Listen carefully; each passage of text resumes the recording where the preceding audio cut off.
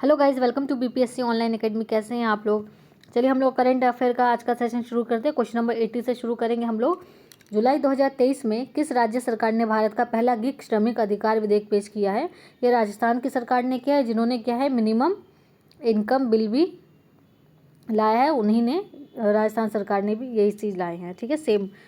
और गिग श्रमिक कौन होते हैं? जो जैसे जोमेटो, स्विगी, ये जो ऐप्स के जो डिलीवरी बॉयज़ होते हैं, ये बेसिकली इसमें आते हैं। और भी आते हैं जो छुट्टे काम करते हैं, ठीक है, जो फ्रीलांसर तरीके से काम करते हैं, वो सारे इसके अंदर आते हैं।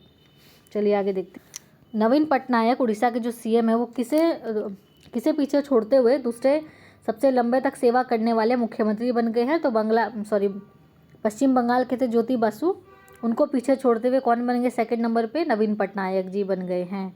चलिए आगे देखते हैं इनके बारे में और डिटेल। कितने साल हो गए इनको? तो 23 साल और 139 दिन हो गए इनको। ठीक है, ये कब से कब तक बने हैं? तो 5 मार्च से लेके अभी तक ये मुख्यमंत्री बनते आए हैं लगातार। इनकी पार्टी का नाम है बीजू जनता दल।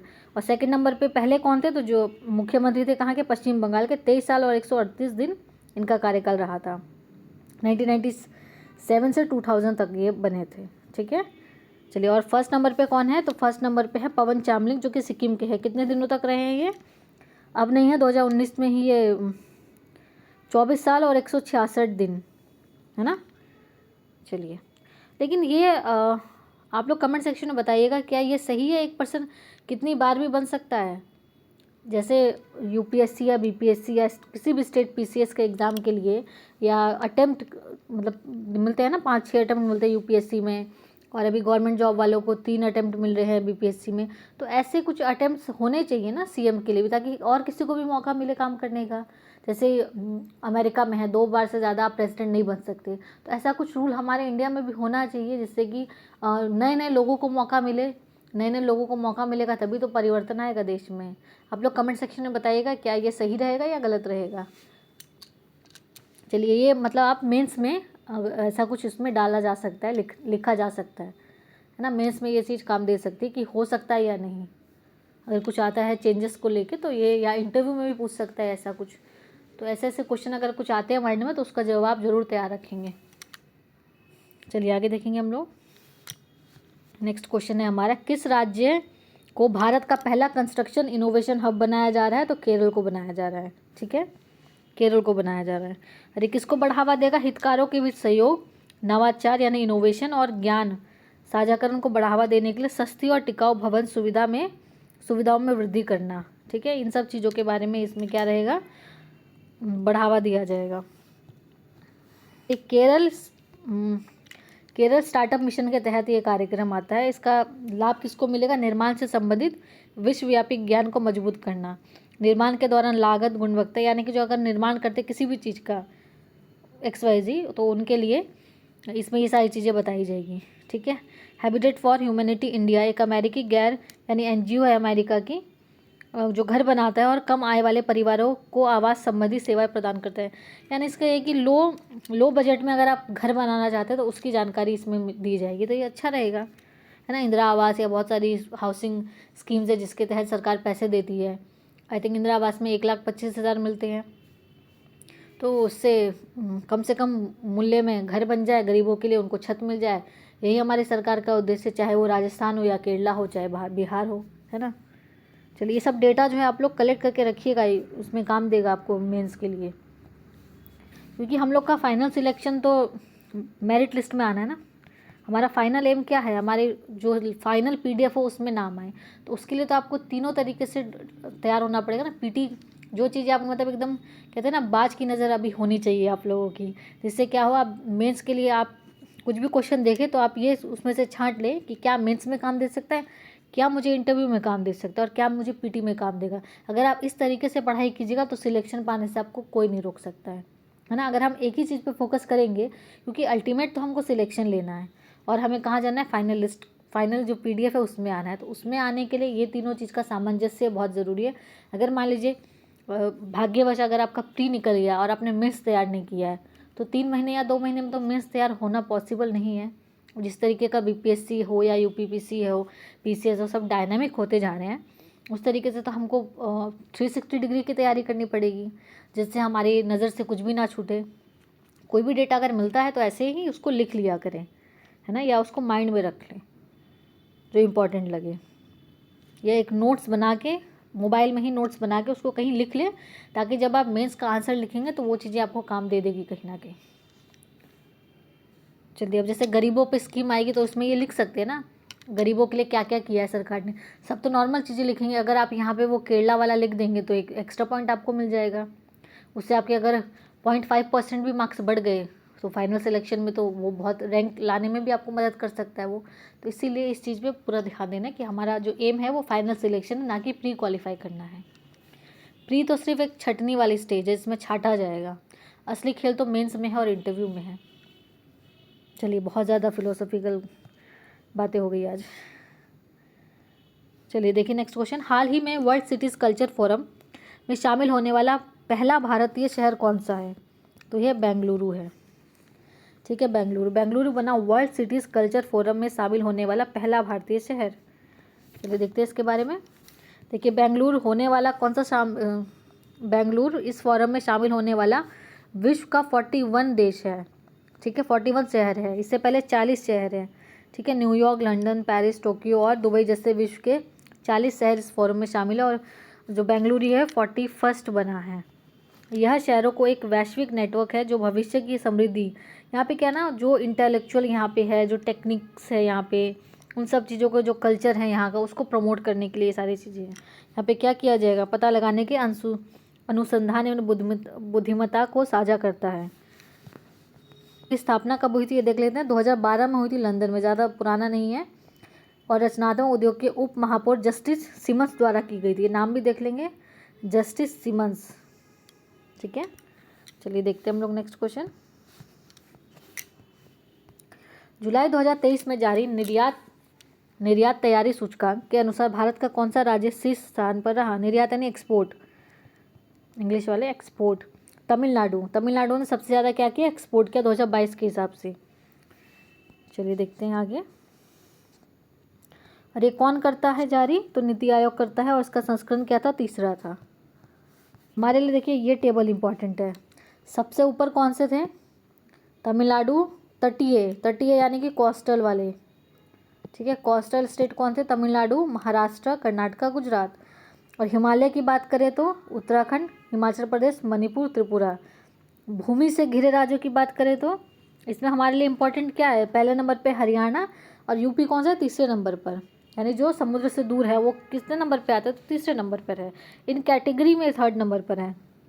और अगर हम बात करें यूटी की या छोटे राज्यों की, तो गोवा नंबर 1 पर है, और सबसे लास्ट में अंडमान एंड निकोबार। ये चीज़ें आप लोग पूरी टेबल को याद रखेंगे। क्वेश्चन यहीं से बनते हैं, जिसमें ज़्यादा डेटा होते हैं ना, वहीं से क्वेश्चन ज़्यादातर पूछे जा रहे हैं।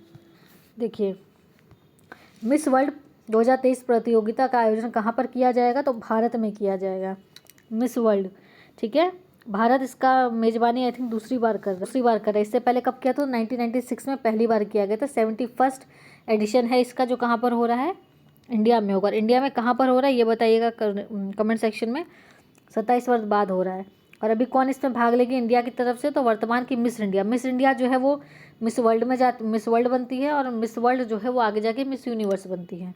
ठीक है, पहले छोटे छोटे अपने मोहल्ले से शुरू होती हैं, फिर वहाँ के डिस्ट्रिक्ट, राज्य, ऐसे करते करते ये यहाँ तक पहुँचती हैं। तो कौन है ये? सिनी सेठी है। दो चीज़ आप लोग को कमेंट सेक्शन में बताना है, सिनी सिटी कहाँ की है, और दूसरा इंडिया में कहाँ पर आयोजन किया जाएगा इसका। 6 बार हमें मिस वर्ल्ड मिल चुकी हैं। सबसे पहले थी रीता फारिया, फिर ऐश्वर्या राय, डायना हेडन, युक्ता मुखियन, हमारी प्रियंका चोपड़ा, उसके बाद मानुषी छिल्लर 2017। यानी कि 6 साल हो गए हैं, 6-7 साल हो गए हैं। अब होप इनको मिल जाए, इस बार इंडिया को मिल जाए। फिर मणिपुर हिंसा न्यूज़ में रहा था 2023 में बहुत ज़्यादा, तो उसकी जांच करने के लिए किसकी अध्यक्षता में एक गठन किया गया आयोग का? तो अजय लांबा। ठीक है, अजय लांबा की प्रेसिडेंटशिप में किया गया। चलिए, अजय लांबा के साथ 2 और मेंबर होंगे। ये न्यायमूर्ति अजय लांबा अध्यक्ष है। सदस्य कौन है? हिमांशु शेखर दास और आलोक प्रभाकर दास। ठीक है, जांच किसके तहत है? कि जांच आयोग अधिनियम 1952 के तहत की जाएगी। ठीक है, न्यायमूर्ति अजय लांबा गुवाहाटी उच्च न्यायालय के पूर्व मुख्य न्यायाधीश रहे, यानी CJI रहे। कहाँ के? गुवाहाटी हाई कोर्ट के। चलिए आगे देखते हैं। भारत का पहला पुलिस ड्रोन यूनिट लॉन्च किया गया कहाँ पे, तो ग्रेटर चेन्नई सिटी पुलिस में। ठीक है, ये 3.6 करोड़ की लागत से बनाया गया। हवाई निगरानी एवं आपराधिक गतिविधियों के बारे में पता लगाया गया, यानी हवाई से ड्रोन की सुविधा हो सकती है। ड्रोन से क्या किया जाएगा, निगरानी की जाएगी। इम्पोर्टेंट फैक्ट है वो देखिए, एक सेकेंड। 20 पुलिसकर्मी अपना 3 श्रेणियों के कुल 9 ड्रोन, यानी 9 ड्रोन दिए जाएंगे इनको। ठीक है, ये ध्यान रखना है। चलिए, 2023 में अमृत जनरेशन अभियान नए भारत के सपने का शुभारंभ किसके द्वारा किया गया? मेटा और महिला एवं बाल विकास मंत्रालय के द्वारा किया गया। मेटा कौन है? फेसबुक का नया नाम है मेटा। ठीक है, इन्होंने किया है।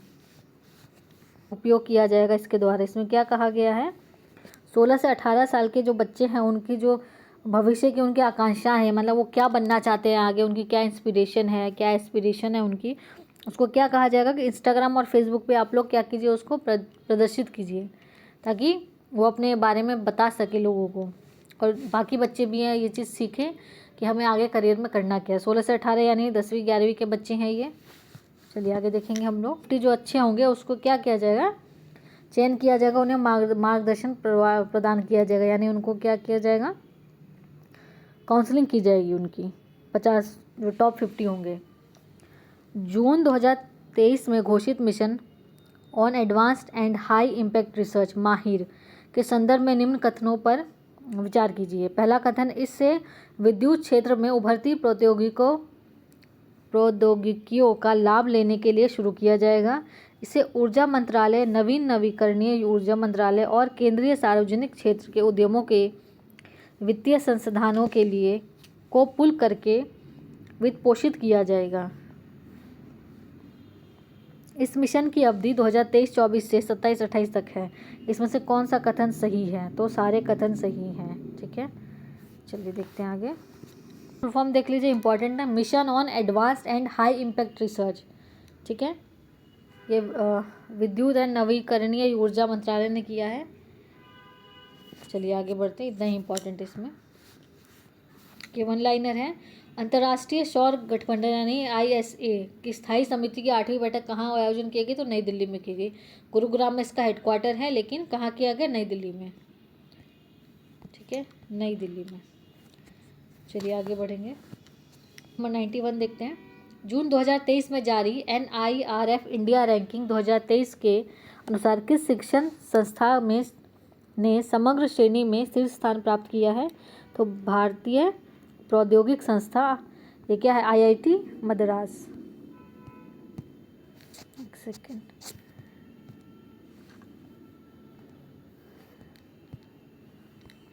क्या है ये? IIT मद्रास। ठीक है, हिंदी में कितना टफ हो जाता है।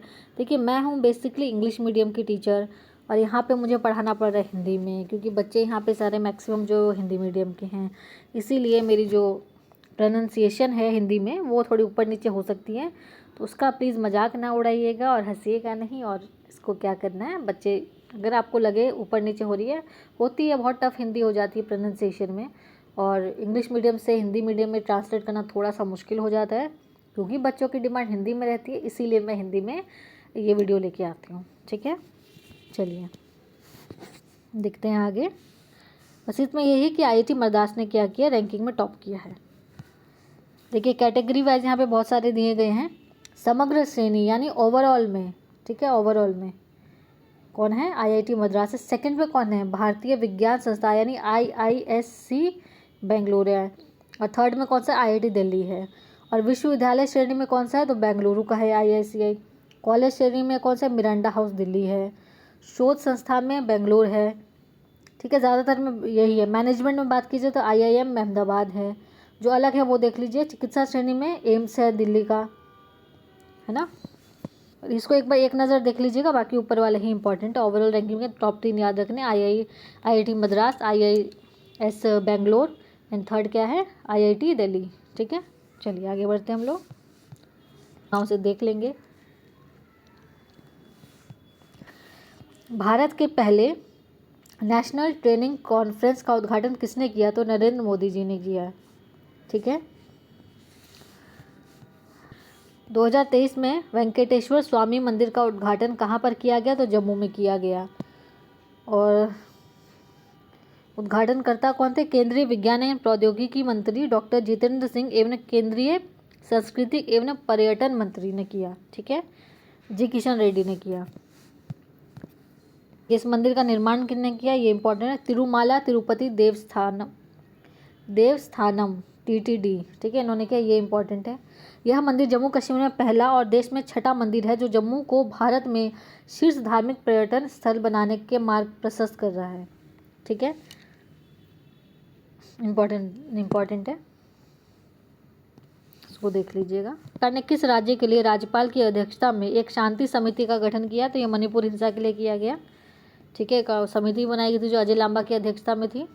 देखिए, जो पार्लियामेंट है हमारी उससे रिलेटेड क्वेश्चन है। नवनिर्मित संसद भवन राष्ट्र को कब समर्पित किया गया? यानी कब इसका उद्घाटन किया गया, ये कब वर्किंग हुआ? तो 28 मई 2023। ये डेट बहुत इंपॉर्टेंट है, याद रखनी है। इसका निर्माण किसने किया? तो सेंट्रल विस्टा प्रोजेक्ट के तहत टाटा प्रोजेक्ट्स लिमिटेड ने। ठीक है, ये BPSC में शायद क्वेश्चन पूछा गया था। ये जो पूरा डेटा है ये इंपॉर्टेंट है। ठीक है, इसको देख लेंगे। बैठने की क्षमता कितनी है? 1224 सांसद बैठ सकते हैं। लोकसभा के 888 और राज्यसभा के 384 बैठ सकते हैं इसमें, क्योंकि हमेशा सारे तो प्रेजेंट होते नहीं हैं, होते तो इसमें ज़्यादा है लेकिन सारे तो प्रेजेंट होंगे नहीं। चलिए, 4 मंजिला इमारत है, 970 करोड़ की लागत में बना है। 10 दिसंबर 2020 को शिलान्यास किया गया था, ये इंपॉर्टेंट है। और इसके वास्तु का आर्किटेक्ट कौन है? तो विमल हसमुख पटेल, ये भी इंपॉर्टेंट है। उद्घाटन के दौरान जारी डाक टिकट कौन सा था? तो 75 रुपये का। चलिए आगे देखेंगे। अब हम कुछ देख ले, कुछ पुराने वाले के बारे में देख लेते। तो इसकी आधारशिला कब रखी गई थी? तो 12 फरवरी 1921 को द ड्यूक ऑफ कर्नाट ने रखी थी। सारा डेटा इंपॉर्टेंट है इसका। और इसका उद्घाटन किसने किया था? उस समय के लॉर्ड इरविन ने किया था। ठीक है, कब किया था? तो 18 जनवरी 1927, यानी 21 से शुरू हुआ तो 27 में ख़त्म हुआ। ये पूरा डेटा बहुत इंपॉर्टेंट है पुराने वाले का। अगर क्वेश्चन टफ बनाना होगा तो यहीं से क्वेश्चन पूछे जाएंगे। सब रट के जाएंगे, नए वाले का पूछ देगा पुराने वाले का, है ना। चलिए नेक्स्ट देखते हैं हम लोग। राज्य खाद्य सुरक्षा सूचकांक 2023 का अनावरण किया गया। इस संदर्भ में निम्न कथनों पर विचार कीजिए। ठीक है, बड़े राज्यों की श्रेणी में केरल ने शीर्ष स्थान प्राप्त किया, छोटे राज्यों में मणिपुर ने प्राप्त किया। चलिए आगे देखते हैं इसके बारे में। स्टेटमेंट आपका, केंद्र शासित प्रदेशों में जम्मू कश्मीर ने टॉप किया। ठीक है, तो क्या है इसमें 1 और 3, यानी पहले नंबर पे केरल, थर्ड नंबर पे कौन है? यूटी में। बड़े राज्यों में केरल, छोटे राज्यों में यूटी में किसने किया है? जम्मू कश्मीर ने। छोटे राज्य में उसने नहीं किया, दूसरे ने किया है। देखते हैं, मणिपुर ने नहीं किया है। देखते हैं आगे किन्होंने किया है। देखिए 6 मापदंड थे इसके, ये भी इंपॉर्टेंट है। 6 मापदंड थे। मानव संसाधन, अनुपालन, खाद्य परीक्षा, ये सारी चीज़ें मेंस के लिए काम देगी। चलिए देखते हैं आगे। देखिए ये टेबल हमारे लिए इंपॉर्टेंट है। ठीक है, बड़े राज्यों की श्रेणी में 20 राज्य थे, छोटे में 8 थे, केंद्र शासित में 8, मतलब टोटल पूरे इंडिया के किए गए तो सब आ गए इसमें। केरल, पंजाब, तमिलनाडु टॉप 3 में रहे हैं बड़े श्रेणियों में। छोटे राज्यों में गोवा, मणिपुर, सिक्किम। मणिपुर यहाँ पे क्या लिखा था? टॉप किया, लेकिन यहाँ क्या है? सेकंड नंबर पे है ना मणिपुर। ठीक है, उसमें क्या लिखा था स्टेटमेंट में? मणिपुर कौन से नंबर पे? टॉप 1 पे, लेकिन टॉप 1 पे तो गोवा है, इसीलिए वो गलत हो गया। ठीक है, और इसमें यूटी में जम्मू कश्मीर सही है, सेकंड पे दिल्ली, थर्ड पे हमारे आगे चंडीगढ़। चलिए आगे बढ़ते हैं। आज का लास्ट क्वेश्चन देखते हैं हम लोग, क्वेश्चन नंबर 97। व्यसन मुक्त अमृत काल अभियान का शुभारंभ किसके द्वारा किया गया? तो राष्ट्रीय बाल अधिकार संरक्षण आयोग। ठीक है, इसको ध्यान रखेंगे। कल मिलेंगे हम लोग नेक्स्ट वीडियो में, जहां हम क्वेश्चन नंबर 98 से शुरू करेंगे। और अब जल्दी जल्दी बढ़ाएंगे ताकि हम लोग का 19 देखती हूँ मैं कितना पेज है। थिंक 220 पेज है। ठीक है, 220 पेज को करना है। 208 पेज है, अभी हम 30 पेज तक कर चुके हैं। जल्दी जल्दी हम लोग ख़त्म कर लेंगे, धीरे धीरे करेंगे ताकि रिवीजन भी अच्छे से होता रहे, है ना। आप लोग नोट ज़रूर बनाइएगा। ये जो दृष्टि आई का जो 1 लाइनर है ना, उसी के तर्ज पे है ये। सेम क्वेश्चन आपको वहाँ भी मिलेंगे, वहाँ 1 लाइनर के फॉर्म में मिलेंगे, यहाँ आपको MCQ के फॉर्म में मिलेंगे। MCQ के फॉर्म में मिलने से क्या होगा? आप प्रैक्टिस भी कर पाएंगे। स्क्रीनशॉट ले लीजिएगा और उसको आंसर को छुपा के प्रैक्टिस भी कर सकते हैं इसको। ठीक है, चलिए आगे बढ़ते हैं हम लोग। आगे नहीं मतलब अब कल मिलेंगे हम लोग। आज के लिए इतना ही, वीडियो ज़्यादा लंबी हो गई है। ठीक है, चलिए मिलेंगे नेक्स्ट वीडियो में। Thank you for watching BPSC online academy.